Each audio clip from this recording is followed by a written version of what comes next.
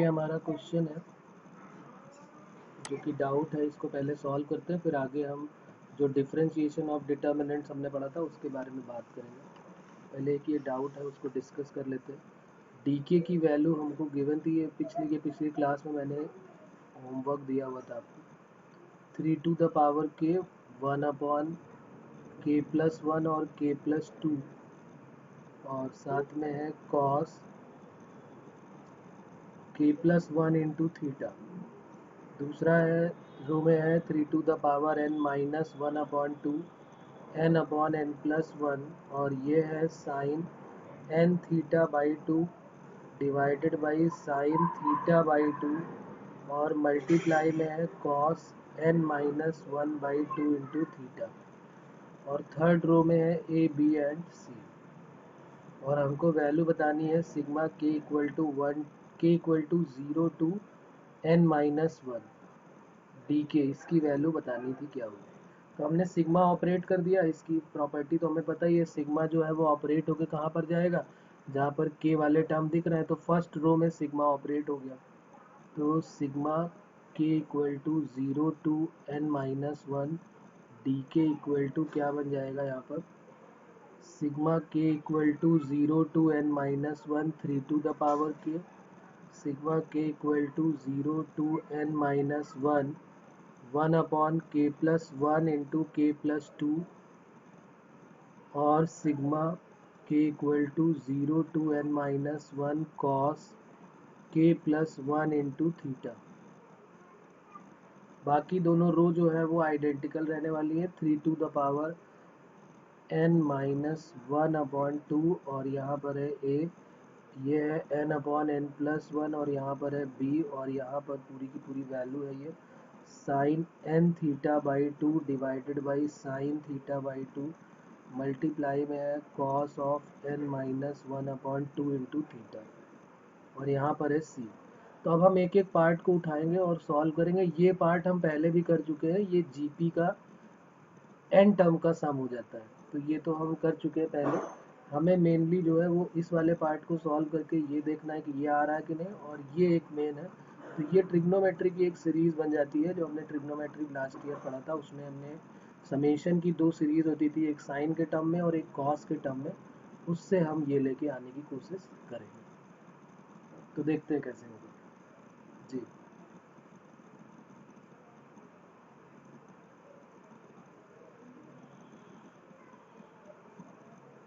यही मैं कह रहा था कि कई बार क्या होता था पिछले कई सालों में, अभी तो नहीं, पहले की बात कर रहा हूँ मैं, उसमें क्या करते थे लोग जो है सीधे डिटर्मिनेंट का पेपर में क्वेश्चन आते ही आंसर 0 रख देते थे।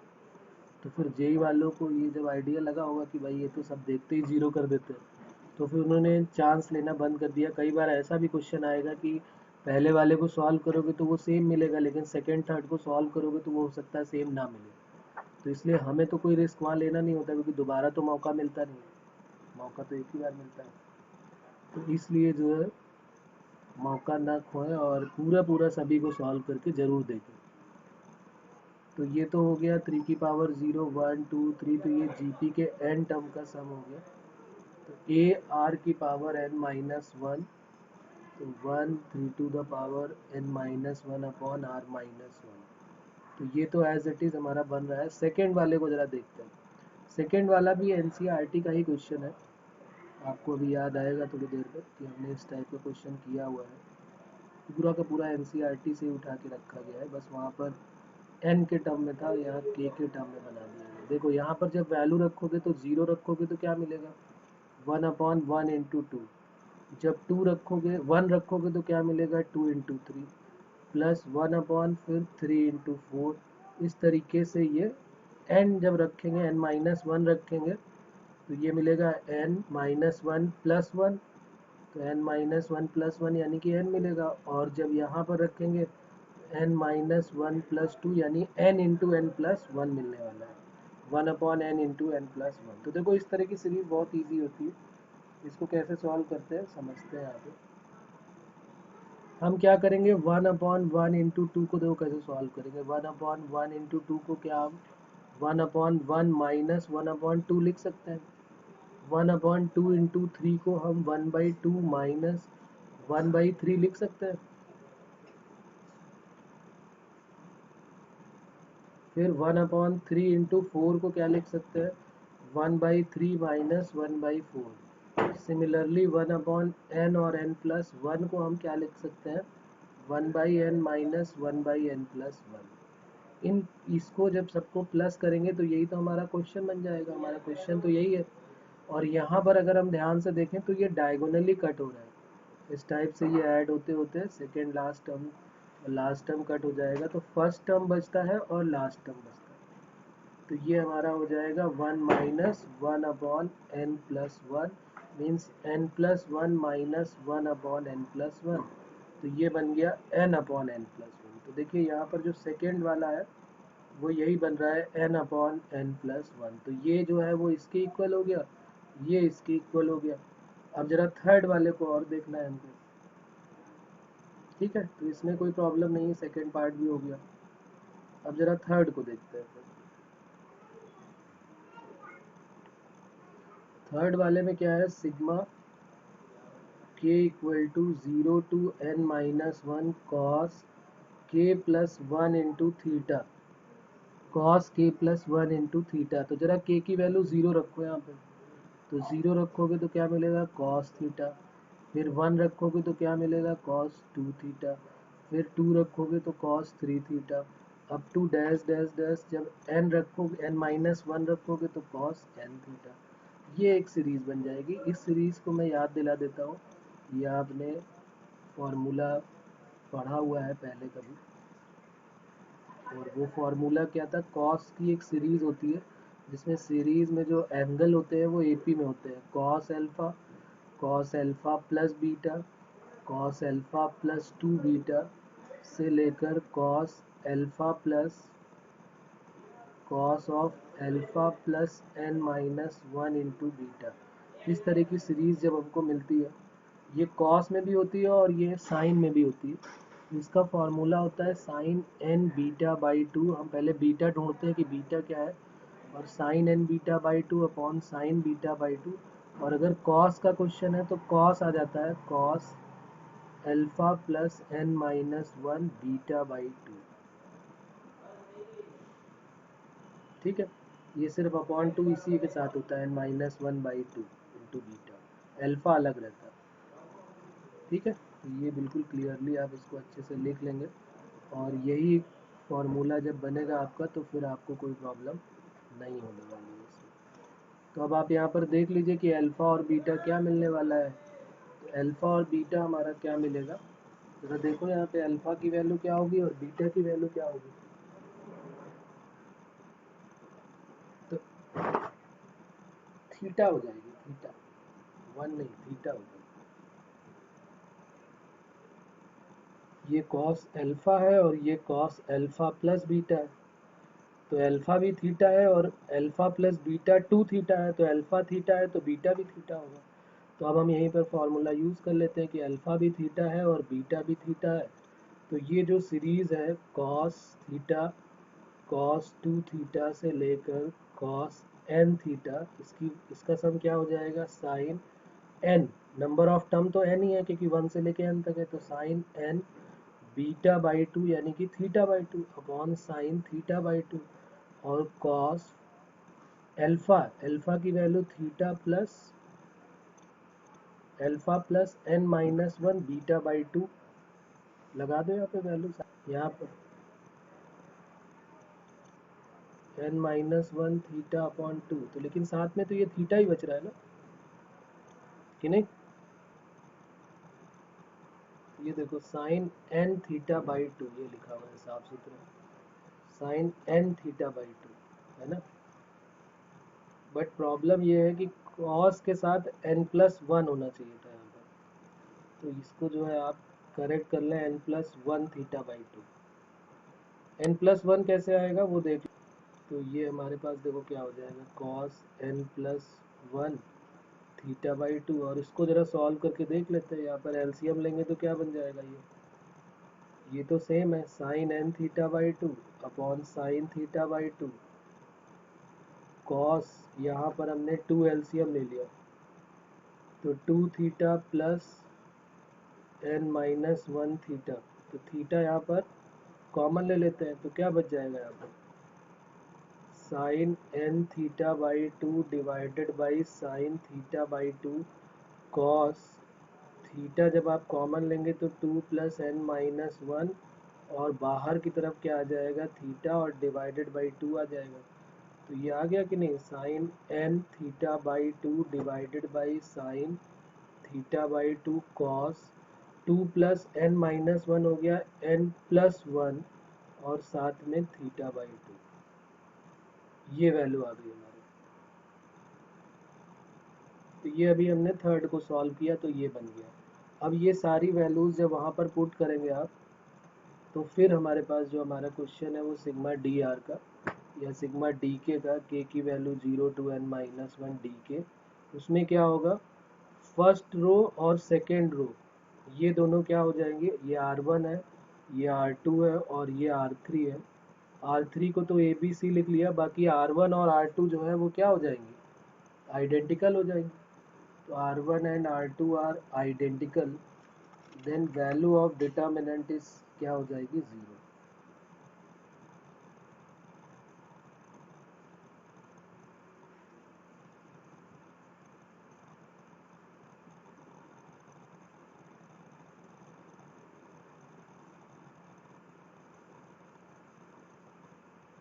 वैल्यू ऑफ डिटर्मिनेंट इज 0, ये हमारा आंसर है। अभी भी कोई प्रॉब्लम इसमें कि क्लियर है बात अब? चलिए, तो हम जो है वो बात कर रहे थे पहले डिफरेंशिएशन ऑफ डिटर्मिनेंट की, और उस पर बेस्ड हमने केवल फार्मूला पढ़ा हुआ था, और यहीं तक का हमारा सिलेबस भी है टेस्ट पेपर का। तो डिफरेंशिएशन ऑफ डिटर्मिनेंट कैसे सॉल्व करते हैं वो अब हमें देखना था, और उससे रिलेटेड क्वेश्चन किस टाइप के आते हैं।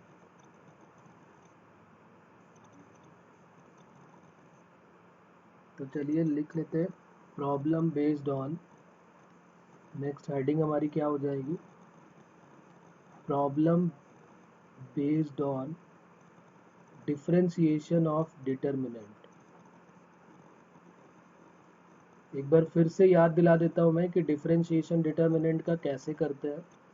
पिछली क्लास में ही हमने सीखा था, कई लोग उसमें नहीं थे तो उनके लिए फिर से एक बार बता देता हूँ। हम क्या करते हैं, जब भी कभी हमें डिफरेंशिएट करना होता है किसी डिटर्मिनेंट को, तो हम क्या करेंगे, जैसे सपोज करिए यहाँ पर कोई फंक्शन हमारे पास लिखा हुआ है, x x square x cube 1 2x और 3x स्क्वायर और 0 2 और 6x। तो हम कैसे इसको डिफरेंशिएट करेंगे, ये तीन डिटर्मिनेंट में ब्रेक हो जाएगा। एक तो पहला मेथड तो ये है कि डायरेक्ट एक्सपेंड कर दो और फिर डिफरेंशिएट कर दो, लेकिन वो हमारे काम का कम रहेगा। इसमें क्या होगा, पहले हम फर्स्ट वाली रो को डिफरेंशिएट करेंगे, तो x को डिफरेंशिएट करना सबको पता है, x का 1 हो जाएगा, एक्स स्क्वायर का 2x और एक्स क्यूब का 3x स्क्वायर। सेकेंड वाले में सेकेंड रो को डिफरेंशिएट करेंगे, 0 2 और 6x, और थर्ड वाले में थर्ड को डिफरेंशिएट करेंगे, 0 0 और 6। बाकी सेकेंड थर्ड जो बची हुई है वो एज इट इज़ नोट कर दी जाएंगी, उनमें कोई चेंजेस नहीं होने वाले, 0 2 और 6x। यहाँ पर भी एक्स एक्स स्क्वायर और एक्स क्यूब, और यही सेम एग्जाम्पल हमने वहाँ पर भी लिया हुआ था। तो एक बार ये रिवाइज कर लिया हमने कि डिफरेंशिएशन जो है वो डिटर्मिनेंट का कैसे करते हैं। तो अगर हम ध्यान से देखें तो पहली वाली डिटर्मिनेंट भी 0 हो गई और दूसरी वाली डिटर्मिनेंट भी 0 हो गई, क्योंकि इसमें R1 और R2 आइडेंटिकल है और इसमें आइडेंटिकल हो गए, और इसमें कौन सा हो गया, R2 और R3 आइडेंटिकल हो गए। तो वैल्यू ऑफ डिटर्मिनेंट 0 हो गई। इसी को केवल एक्सपैंड कर लेते हैं, तो एक्सपैंड जब आप करोगे तो 6 आ जाएगा और 2x square minus x square, तो ये आ जाएगा 6x स्क्वायर। ये हमारा आंसर हो जाएगा। और वो बोलता है कि at x equal to this पे निकालो या दैट पे निकालो, तो हम x की वैल्यू पुट करके आंसर निकाल सकते हैं। तो इसी से रिलेटेड जेई ने कई बार क्वेश्चन पूछे हुए हैं, और ये जो काम हमने कॉलम वाइज या रो वाइज किया हुआ है वो हम कॉलम वाइज भी कर सकते हैं। डिफरेंशिएशन रो वाइज भी कर सकते हैं और डिफरेंशिएशन कॉलम वाइज भी कर सकते हैं। Differentiation row wise and column wise both are possible। मतलब जो हमारी इच्छा हो, हम चाहे तो एक कॉलम को पकड़ ले, बाकी दोनों को डिफरेंशिएट कर दे, मतलब एक को डिफरेंशिएट करे, बाकी दोनों को एज इट इज रखे। इसी तरीके से कॉलम वाइज करना चाहे तो कॉलम वाइज कर ले, और रो वाइज करना चाहे तो रो वाइज कर सकते हैं। बस हमको ध्यान क्या रखना है, ध्यान क्या रखना है वो ये दिखाएगा हमको कि जैसे देखो फर्स्ट रो को अगर आप ध्यान से देखो तो इसका डिफरेंशिएशन रो में दिया हुआ है, फर्स्ट रो का डिफरेंशिएशन सेकंड में दिया है, और सेकंड रो का डिफरेंशिएशन थर्ड में दिया है। तो फिर इसमें क्यों हम कॉलम वाइज करेंगे, कॉलम वाइज करने से कोई फ़ायदा ही नहीं होगा हमारा। तो हम अपने फ़ायदे की बातें करेंगे ना, हमें जिसमें हमें दिखाई देगा उसी के रिस्पेक्ट में हम डिफरेंशिएट करेंगे, चाहे वो कॉलम वाइज हो या रो वाइज हो। तो इसमें किसी को कोई प्रॉब्लम यहाँ तक बात क्लियर है, यहाँ तक कोई कोई प्रॉब्लम?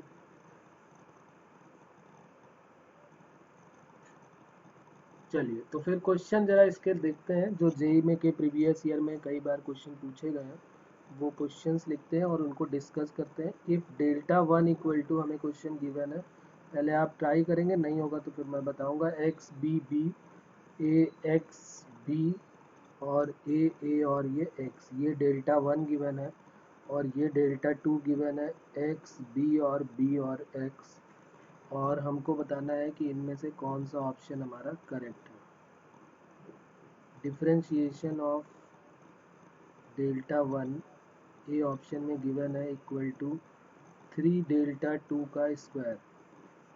बी ऑप्शन में है differentiation of delta one equal to 3 delta two. 3 differentiation of delta two है, यहाँ सिर्फ 3 डेल्टा टू है।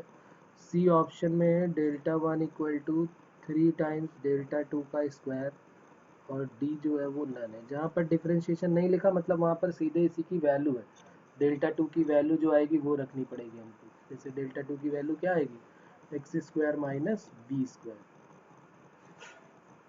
अच्छा यहाँ पर थोड़ा सा चेंज कर देता हूँ, ये यहाँ पर जो है वो गिवन है एक्स बी, और यहाँ पर गिवन है एक्स बी और ए एक्स है, तो x square minus a b आएगा। और दूसरे पहले वाले में x b b, a x b और ए एक्स था। अब क्लियर है। तो आप इसको एक बार ज़रा ट्राई करें, कौन सा ऑप्शन करेक्ट है बताएं मुझे।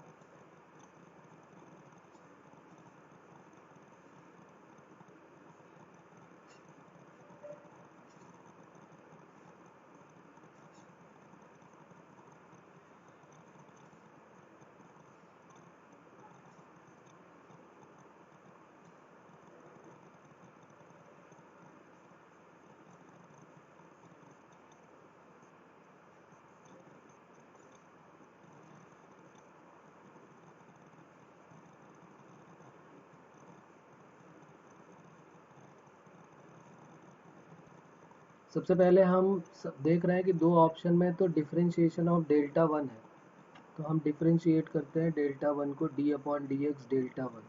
तो ये 3 डिटर्मिनेंट में ब्रेक हो जाएगा, जैसा कि अभी हमारी बात हुई थी कि एक डिटर्मिनेंट जो है वो 3 डिटर्मिनेंट में ब्रेक हो जाता है।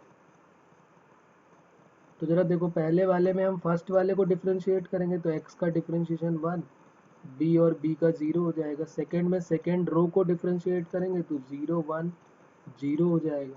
और थर्ड में हम थर्ड रो को डिफरेंशिएट करेंगे तो 0 0 और 1 आ जाएगा। अब हम क्या करेंगे, फर्स्ट और सेकंड जो बची उनको एज इट इज़ नोट कर लेते हैं।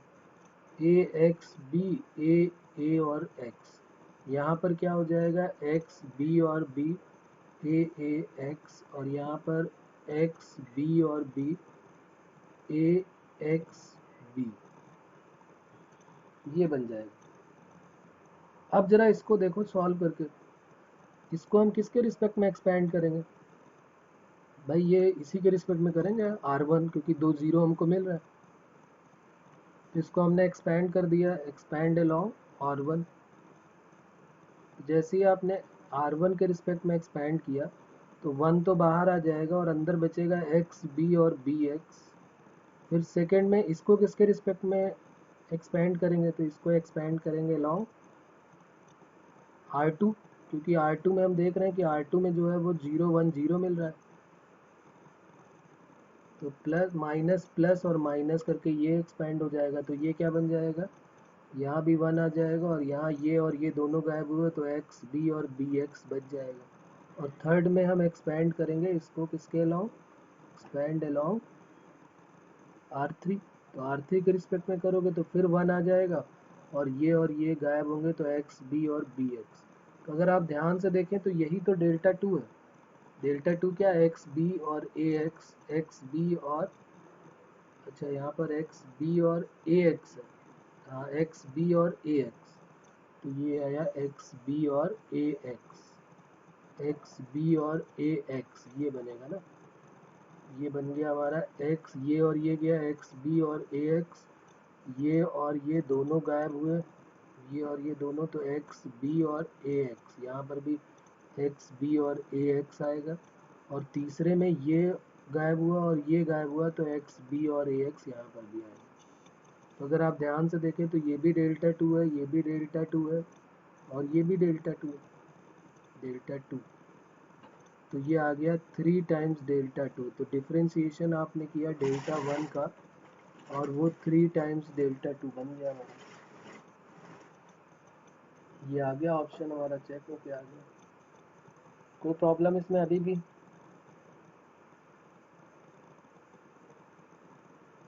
क्लियर है।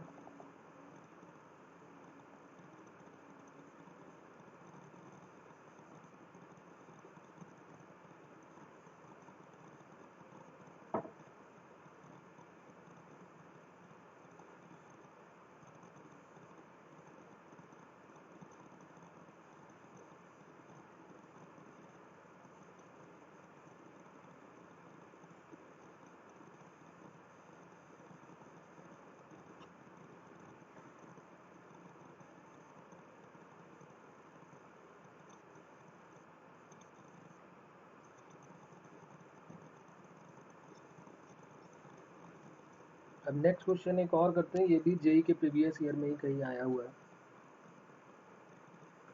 इसमें क्या था, एफ ऑफ एक्स की वैल्यू गिवन थी, f of x equal to given है एक्स क्यूब साइन एक्स और कॉस एक्स, और दूसरे में गिवन है 6 माइनस 1 0, फिर पी स्क्वायर और पी क्यूब, वेयर पी जो है वो कांस्टेंट दिया हुआ है, पी क्या है, कांस्टेंट है, हमको जो है वो वैल्यू बतानी है। Then f triple dash x, इसकी वैल्यू बतानी है at x equal to 0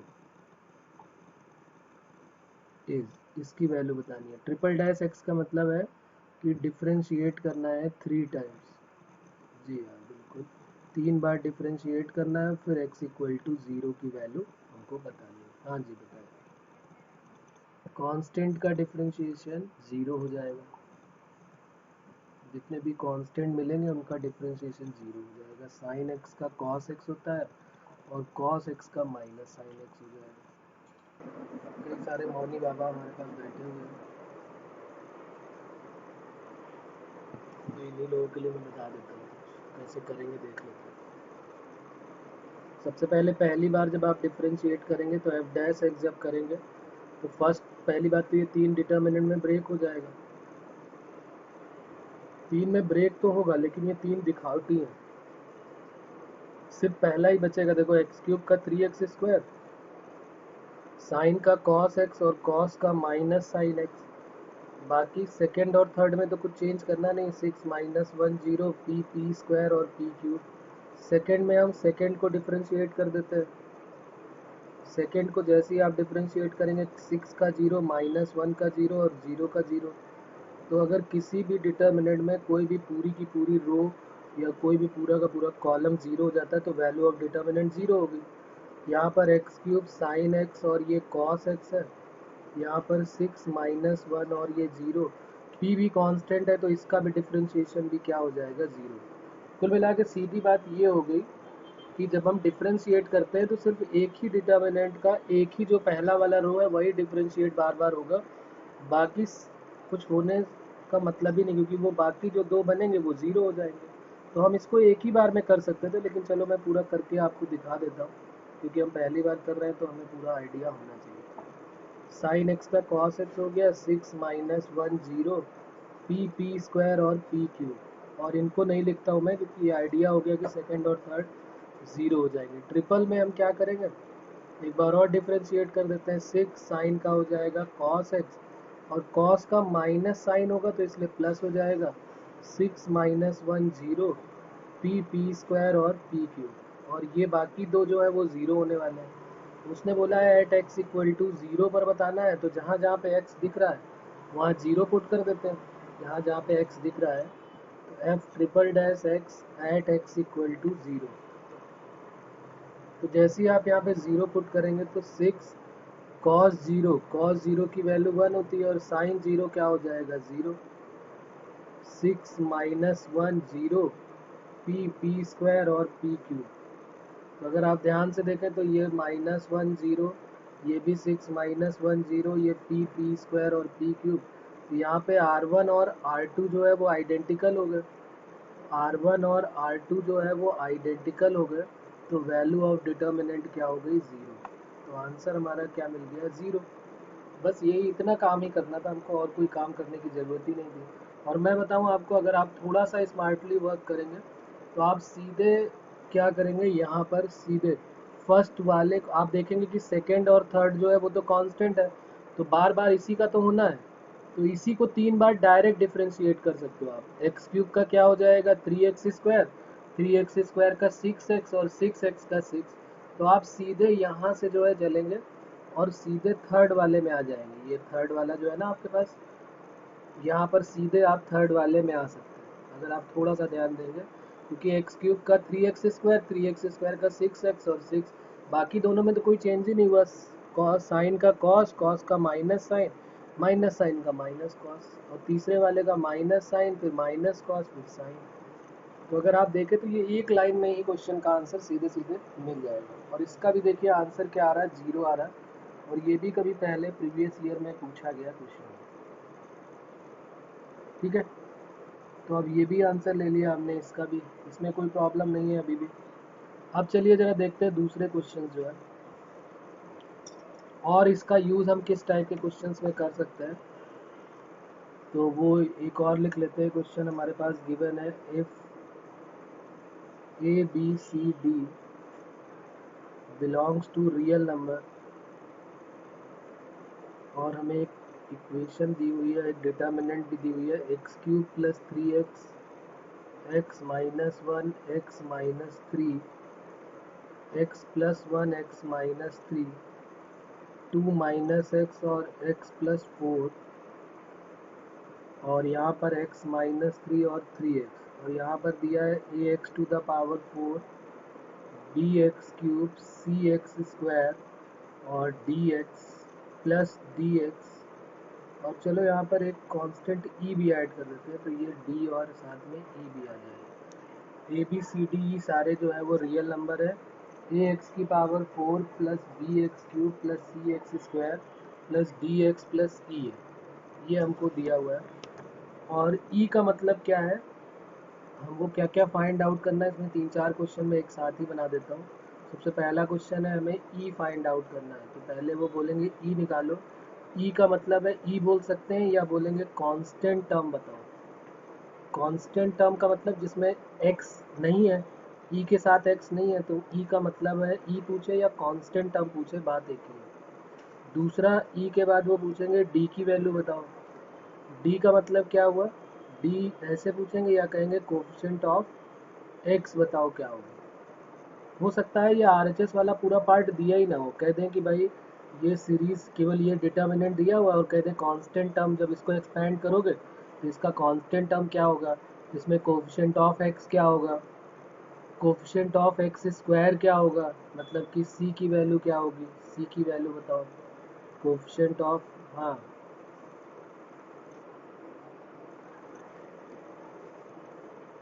differentiate कर देंगे तो उससे क्या मिलेगा हमको।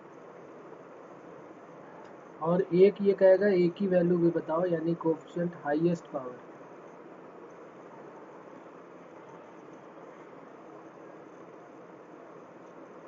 हाँ बिल्कुल डिफ्रेंशिएट ही करेंगे, हाईएस्ट पावर ऑफ एक्स, यानी कि ए की वैल्यू बताना। देखो मैं बता रहा हूँ कैसे करेंगे, अभी सब समझ में आने वाला है।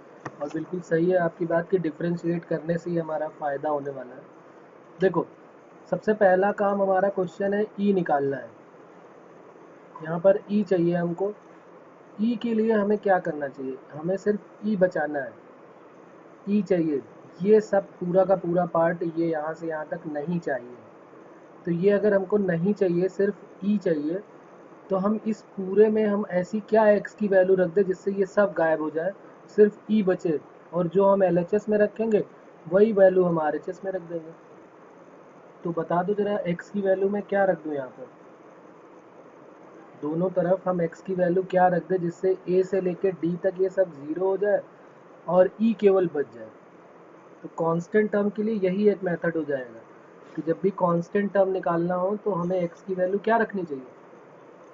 अरे भाई सीधी सी बात है, कांस्टेंट टर्म है तो मतलब एक्स की पावर क्या होनी चाहिए, ज़ीरो होना चाहिए।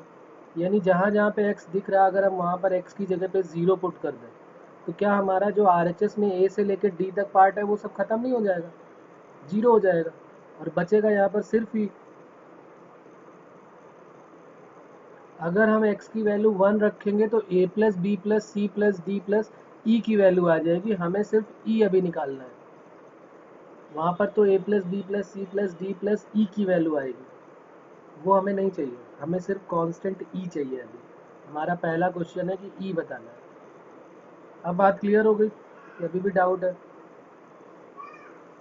तो सोल्यूशन जब आप करेंगे तो यहाँ पर लिखेंगे कि भाई जब सोल्यूशन करेंगे तो कांस्टेंट टर्म जब भी वो चाहे जितना, अब अभी तो ये डिटर्मिनेंट तो आपको छोटा लग भी रहा है, इसको आप इजीली एक्सपेंड करके आंसर भी निकाल सकते हैं। तो आपको लगेगा यार हम इसको इजीली एक्सपेंड करके क्यों नहीं निकाल लेते हैं, तो इसको तो निकाल सकते हो, लेकिन इस टाइप के इतने बड़े बड़े डिटर्मिनेंट अभी बनने वाले हैं जिनको एक्सपेंड करने के बारे में तो हम सोच ही नहीं सकते, उनको एक्सपेंड कर ही नहीं पाएंगे, इतने बड़े बड़े डिटर्मिनेंट बनेंगे। तो उसमें कौन सा मेथड यूज़ होगा, जो ये मैं बता रहा हूँ यही मेथड हमको यूज़ करना पड़ेगा।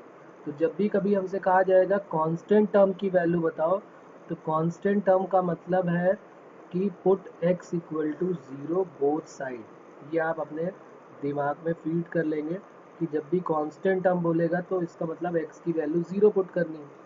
तो x की वैल्यू ज़ीरो पुट करो जरा, तो देखो पहले वाला ज़ीरो बन जाएगा, यहाँ -1 आ जाएगा, यहाँ -3 आ जाएगा, यहाँ 1, यहाँ 2 माइनस एक्स है तो 2, एक्स की जगह ज़ीरो रख रहा है तो यहाँ -3, और यहाँ पर बन जाएगा -3 4, और यहाँ बन जाएगा ज़ीरो, इक्वल टू यहाँ क्या बचेगा, ए बी सी डी ये सब ज़ीरो और प्लस ई। तो क्या इस छोटे से डिटर्मिनेंट को हम सॉल्व करके ई की वैल्यू निकाल सकते हैं कि नहीं निकाल सकते, कि कोई प्रॉब्लम इसमें? तो निकालिए और बताइए ई की वैल्यू क्या आ रही है। सबसे पहले जीरो है तो जीरो हो जाएगा। हम किसके रिस्पेक्ट में एक्सपैंड कर रहे हैं, एक्सपैंड अलोंग। वैसे भी किसी के रिस्पेक्ट में करो आंसर तो सेम ही आने वाला है।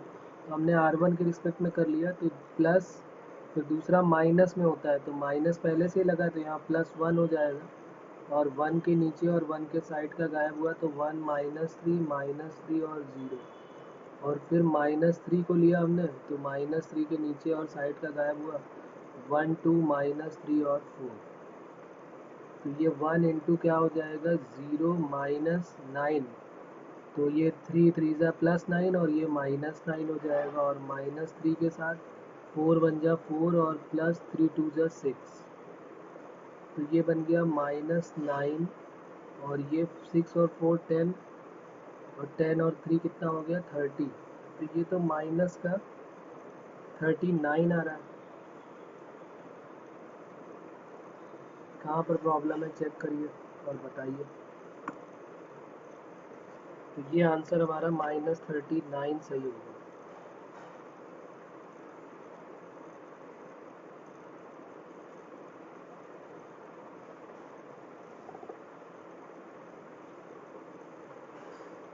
आ रहा है।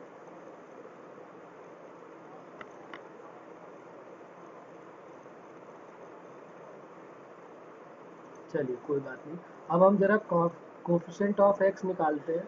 कोफिशिएंट ऑफ एक्स निकालने का मतलब है हमें डी की वैल्यू चाहिए। कोफिशिएंट ऑफ एक्स निकालने का मतलब है कि मुझे डी सिर्फ चाहिए, इधर वाले सारे के सारे पार्ट ज़ीरो होने चाहिए।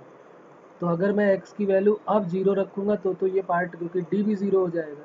तो पहले एक ऐसा कोई जादू हो कि d के साथ जो x है वो गायब हो जाए, d के साथ x गायब हो जाए और बाद में फिर हम जहाँ जहाँ पे x है वहाँ ज़ीरो रख दें तो काम हो जाएगा। तो d के साथ x कैसे गायब हो सकता है, x को कौन गायब कर सकता है? ऐसा कोई जादू है अपने पास जिसमें x गायब हो जाए, मतलब x की जगह पे 1 आ जाए?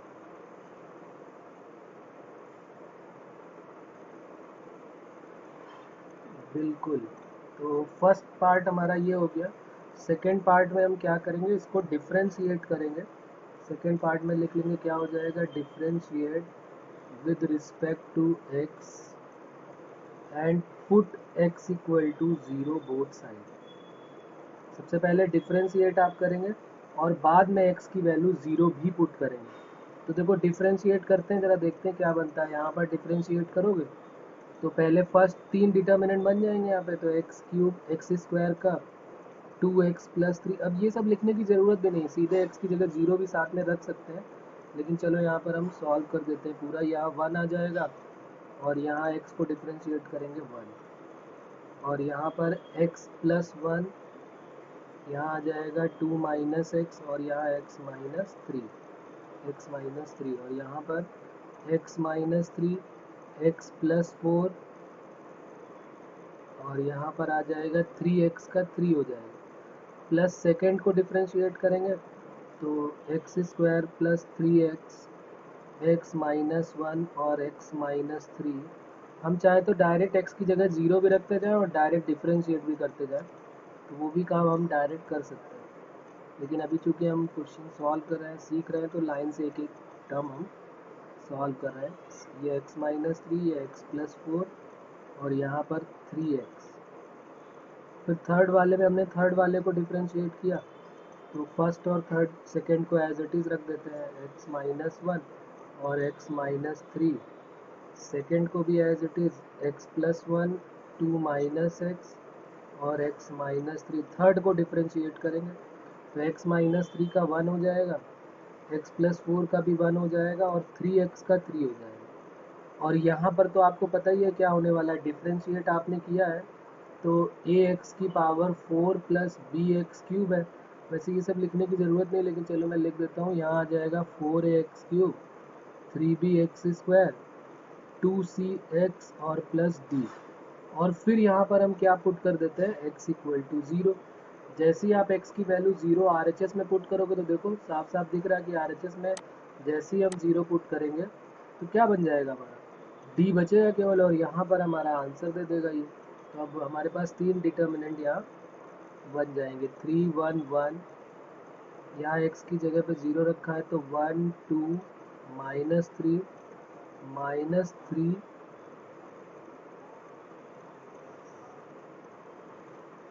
डिफ्रेंशिएट कर रहे हो ना, तो x की पावर 4 का क्या डिफ्रेंशिएशन होगा? डिफ्रेंशिएशन ऑफ ए एक्स की पावर 4, ए बाहर है, x की पावर 4 का 4x³ हो गया। तो अब आगे बढ़ जाते हैं। अब यहाँ पर बस आपको x की जगह पे सब जगह 0 रख देना और उसके बाद यहाँ पर सॉल्व कर लेना। ये 0 हो जाएगा, x की जगह 0 रखा, -1 -3 1 -1 1 और यहाँ 0 रखा तो -3 4 और ये 0 हो जाएगा। और थर्ड वाले में भी हमने क्या किया है, एक मिनट, हमने फर्स्ट वाले में फर्स्ट को डिफ्रेंशिएट किया था, यहाँ 3x आया था, तो दूसरे में भी 3x आया है, तो यहाँ पर x की जगह 0 रखोगे तो ये 0 हो जाएगा, क्योंकि जहाँ जहाँ पे x दिख रहा है वहाँ हम 0 रख रहे हैं। और थर्ड में फिर 3 हो गया तो ये 0 x -1 यानी 0 -1 और ये -3, ये क्या हो जाएगा 1 2 और -3 और यहाँ 1 1 और 3 और यहाँ पर सिर्फ क्या बचेगा d, बाकी सारे टर्म क्या हो जाएंगे 0। अब तुम जरा ये 3 डिटर्मिनेंट को सॉल्व करके सही से आंसर हमको इसका चाहिए, इसकी वैल्यू क्या आ रही है जो d है। कोई बात नहीं, चेक कर लेते, चलो अभी 1 मिनट में चेक हो जाएगा ये। पहले हमने 3 ले लिया तो 3 के नीचे और साइड का गया तो 0 -4 3 12, फिर -1 ले लिया तो ये और ये गया तो 1 × 0 0 और 3 3 9 तो -9 और +1 ले लिया तो ये अभी हम इसका कर रहे हैं, 1 ले लिया तो 4 1 4 और 3 2 6, 4 1 4 और माइनस ऑफ माइनस तो +6, तो 12 3 36 +9 और +4 और 6 10। तो कितना बताया था फर्स्ट का?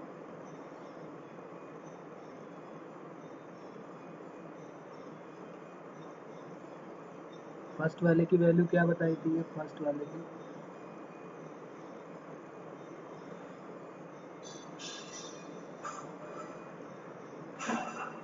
ये 55 आ रहा था फर्स्ट वाले का रिजल्ट है। ओके, सेकेंड वाले को देखते हैं, सेकेंड डिटर्मिनेंट को सॉल्व करते हैं। प्लस करके क्या हो जाएगा सेकेंड वाले में देखते हैं।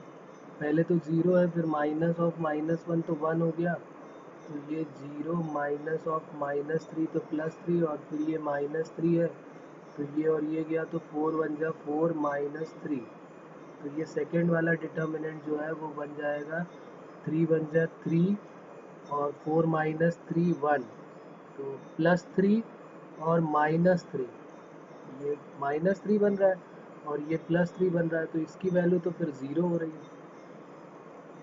अब जरा थर्ड वाले को भी सॉल्व कर लेते हैं, थर्ड में देखते हैं। थर्ड में पहले तो 0 आ जाएगा, ये थर्ड डिटर्मिनेंट को सॉल्व करते हैं।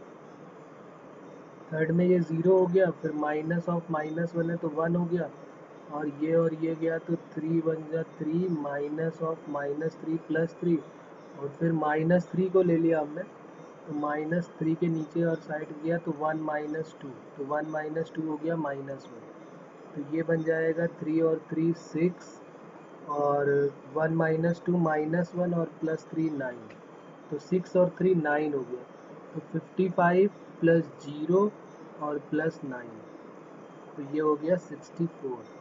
तो ये किसकी वैल्यू चल रही थी साथ में, तो ये d की वैल्यू होगी,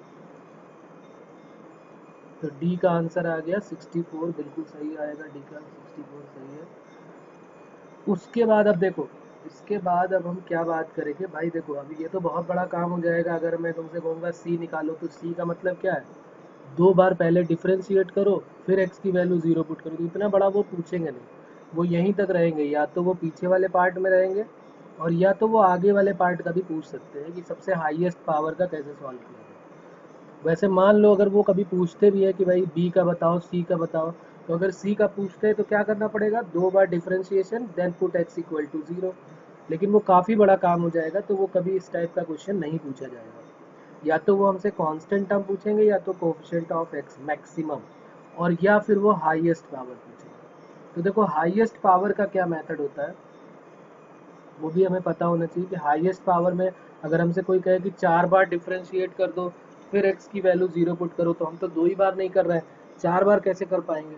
तो फिर वो वाला मेथड यहाँ पर फॉलो नहीं करेंगे कि 4 बार डिफ्रेंशिएट करके फिर x की वैल्यू 0 पुट करें। तो उसके लिए करेंगे क्या, हम कोशिश ये करेंगे कि a के साथ क्या है हमारे पास मल्टीपल में, a के साथ है x की पावर 4, तो हम कोशिश ये करेंगे कि x की पावर 4 को गायब करें। तो x की पावर 4 को गायब करने का मतलब है कि x की पावर 4 से डिवाइड कर दें। तो देखो जब x की पावर 4 से डिवाइड करोगे तो a से तो x की पावर 4 हट जाएगा, बाकी सबके अपॉन में x आ जाएगा कि नहीं आ जाएगा? किसी में x आएगा, किसी में x स्क्वायर आएगा, किसी में x क्यूब आएगा अपॉन में, किसी में x की पावर 4 आएगा, बाकी सब में अपॉन में x आ जाएगा। और a के अपॉन में कुछ नहीं आएगा, a अपॉन 1 हो जाएगा, x की पावर 4 गायब हो जाएगा। तो अब हम वहाँ पर जो अपॉन वाला x है उसमें हम x की जगह क्या पुट करें कि जिससे हमारी वैल्यू जो है वो सब जो बाद वाली है वो सब 0 हो जाए।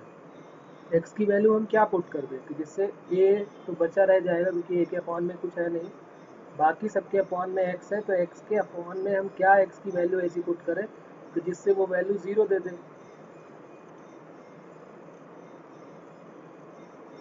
तो किसी का अपॉन 0 होता है क्या? कुछ याद है ऐसा कि किसी के अपॉन में अगर कोई वैल्यू होती है तो उसको कहते हैं 0 हो गई? अपॉन में क्या होता है कि 1 अपॉन ये 0 होता है, कोई ऐसी वैल्यू है हमारे पास? तो बिल्कुल है, 1 अपॉन इन्फिनिटी। 1 अपॉन इन्फिनिटी क्या होता है? अगर हम एक्सटेंडिंग टू इन्फिनिटी पुट कर दें तो x की जगह पे इन्फिनिटी पुट करेंगे तो 1 अपॉन इन्फिनिटी 0 हो जाएगा। तो बस इसमें हमको हाईएस्ट पावर वाले में हमको यही ध्यान रखना है। ये है हमारा कौन सा पार्ट? Fourth part. हम सीधे फोर्थ पार्ट में आते हैं। फोर्थ पार्ट में हमको क्या करना है? सबसे पहला काम हमें क्या करना है? Divided by x to the power 4 and then put x tending to infinity. x की जगह पे इक्वल टू इन्फिनिटी तो नहीं बोल सकते क्योंकि इन्फिनिटी कोई नंबर तो है नहीं जो हमें पता हो।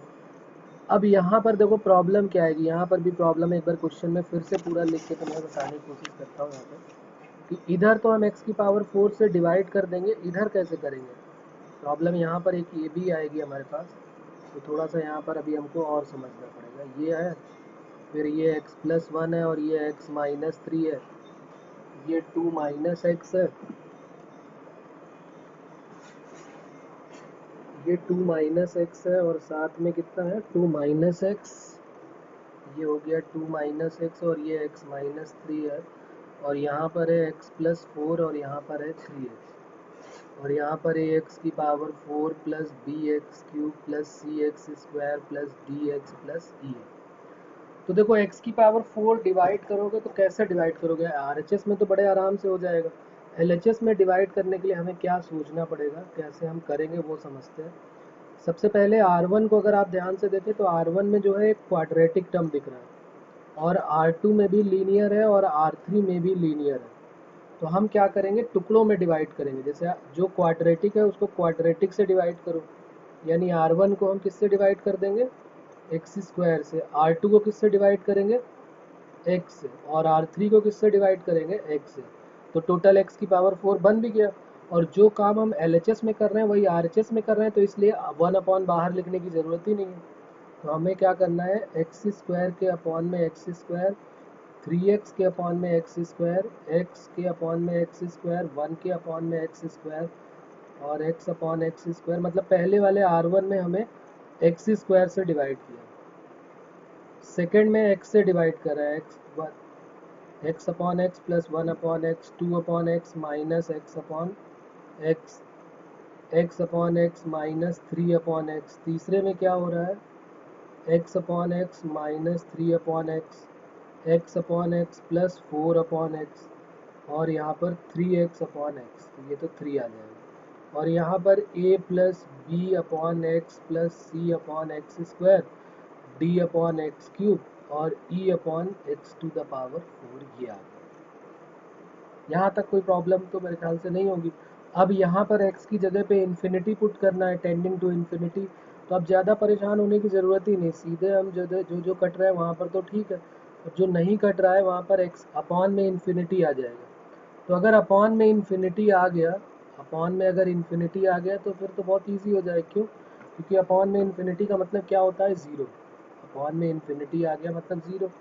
तो अब हम यहाँ पर देखो x की जगह पे इन्फिनिटी पुट कर रहे हैं, तो अब हम सीधे सीधे वैल्यू रख रहे हैं। यहाँ पर क्या आ जाएगा? यहाँ पर लिख देते हैं put x tending to infinity. तो देखो यहाँ पर 1 प्लस 3 अपॉन एक्स आया है, तो 3 अपॉन इन्फिनिटी। तो ये क्या लिखने की ज़रूरत है क्या? जिसके भी अपॉन में x है वो ज़ीरो हो जाएगा। यहाँ पर 1 upon infinity minus 1 upon infinity square, ये 1 अपॉन इन्फिनिटी माइनस 3 अपॉन, नहीं यहाँ पर तो अच्छा x से x कट हुआ तो 1 अपॉन इन्फिनिटी और 3 अपॉन इन्फिनिटी स्क्वायर, ये 1 प्लस 1 अपॉन इन्फिनिटी, ये 2 अपॉन, ये सब लिखने की वैसे ज़रूरत नहीं थी, सीधे सीधे आप आंसर लिख सकते थे यहाँ पर, लेकिन ये चूँकि हम समझने के लिए कर रहे हैं तो एक बार पूरा करके दिखा देते हैं। ये 3 अपॉन इन्फिनिटी, ये 1 प्लस 4 अपॉन इन्फिनिटी और ये 3 आ गया, और यहाँ पर तो सिर्फ a बचेगा, b upon infinity c upon infinity square d upon infinity का क्यूब और e upon infinity to the power 4। अब यहाँ पर सीधे सीधे वैल्यू रख देनी है। ये 1 हो गया, ये 0 हो गया, ये 0, ये 1, ये माइनस 1, ये 1, ये 1, 1 और ये 3, और यहाँ पर क्या आ गया? a। और इसको तो एक्सपेंड करने के लिए भी मैं नहीं बोलूँगा क्योंकि ये तो बहुत ईजी है, सीधे सीधे देखो समझ में आ रहा है, क्योंकि r1 के रिस्पेक्ट में एक्सपेंड करेंगे, एक्सपेंड अलोंग r1, r1 के रिस्पेक्ट में करोगे तो 1 और साथ में ये माइनस ये हो जाएगा, तो माइनस 3 माइनस 1 इक्वल टू ए। बाकी दोनों तो ज़ीरो होने वाले हैं, तो ए की वैल्यू क्या आ जाएगी? -4। ये हमारा तो हाईएस्ट पावर हमारे लिए इम्पॉर्टेंट है, और दूसरा हमारे लिए इम्पॉर्टेंट है एक हाईएस्ट पावर और एक कोफिशिएंट ऑफ एक्स और एक कांस्टेंट टर्म। 3 तरह के क्वेश्चन ये जो है वो हमको मिलेंगे। जेई के पेपर में कई सारे क्वेश्चन इस टाइप के हमसे पूछे गए हैं। तो क्लियर हो रही है बात कैसे करेंगे, क्या मेथड क्या होगा? चलिए, तो एक दो होमवर्क मैं आपको दे देता हूँ, आप लिखें इनको और इनको ज़रूर ट्राई करें। नहीं होंगे तो फिर अगले टर्म पे हम बात करेंगे इसके बारे में। एफ एक्स इक्वल टू हमको गिवन है cos of x plus x square sine of x plus x square minus cos of x plus x square. Sine of x minus x square cos of x minus x square sine of x minus x square, sine 2x 0 और sign 2x square. Find out हमको करना है, find F dash 0, इसकी value बतानी है क्या होगी। ए option में 1 है, बी में 2 है, सी में 3 है और डी में नन ऑफ दीज। एक तो ये क्वेश्चन हमको करना है।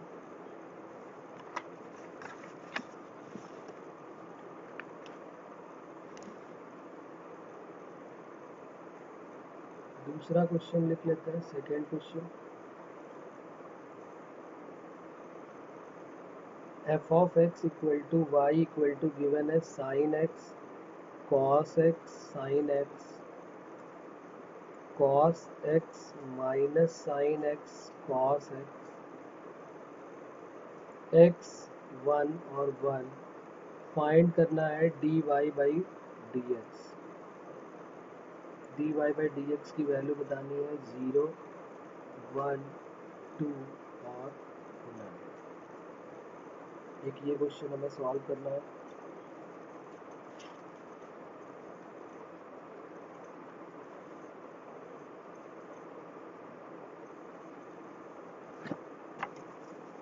एक और लिख लेते हैं इसमें।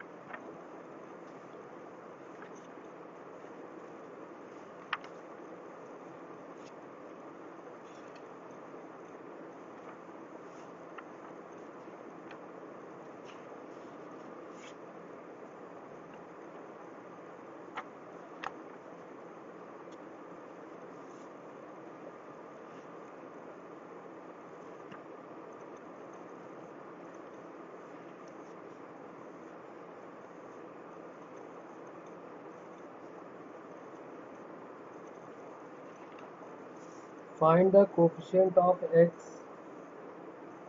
नेक्स्ट क्वेश्चन है हमारा, find the coefficient of x in the determinant.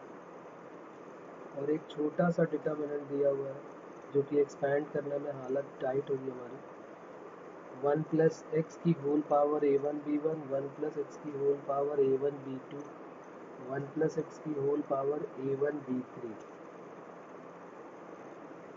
दूसरे में है 1 प्लस एक्स की whole power a2b1, 1 plus x की होल पावर a2b2 और 1 प्लस एक्स की whole power a2b3, 1 plus x की whole power a3b1, 1 plus x की होल पावर a3b2 और 1 प्लस एक्स की होल पावर a3b3। इसकी वैल्यू हमें बतानी है। Find the coefficient of x in the determinant of this.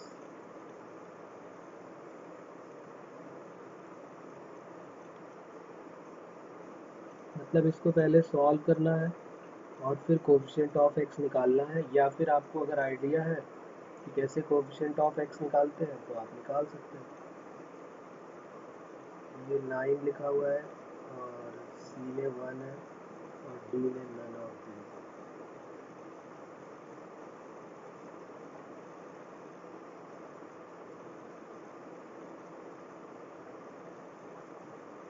ठीक है, तो ये हमारे कुछ क्वेश्चंस हो जाएंगे, ये आपको सॉल्व करना है। तो डिफरेंशिएशन ऑफ डिटर्मिनेंट बहुत इजी है, एक बार ट्राई करेंगे। जो नहीं होंगे फिर अगले टर्म पे हम फिर डिस्कस करेंगे। ओके।